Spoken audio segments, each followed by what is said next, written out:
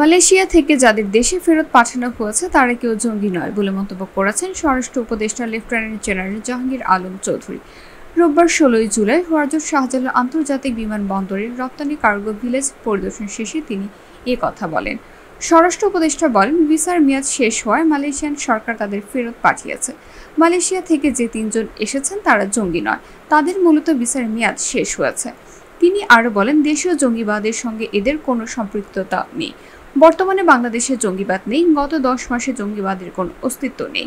এদিকে মালয়েশিয়ার আটক ৩৬ জনের মধ্যে থেকে ফেরত পাঠানো ৩ জনকে সন্দেহভাজন হিসেবে গ্রেফতার দেখিয়েছে ঢাকার পুলিশ। পরে পুলিশের অ্যান্টি টেররিজম ইউনিট তাদের হেফাজতে নেয় এবং তাদের ৫৪ ধারায় গ্রেফতার দেখিয়ে কারাগারে পাঠানো হয়। বাংলাদেশে জঙ্গিবাদের কোনো অবস্থান নাই, এখানে কোনো ধরনের জঙ্গিবাদ নাই। গত ১০ মাসে কোনো একটা ইনফরমেশন দিতে পারছেন জঙ্গিবাদের? যেহেতু নাই, আগে ছিল আপনারা দিচ্ছেন, এখন নাই আপনারা দেন না।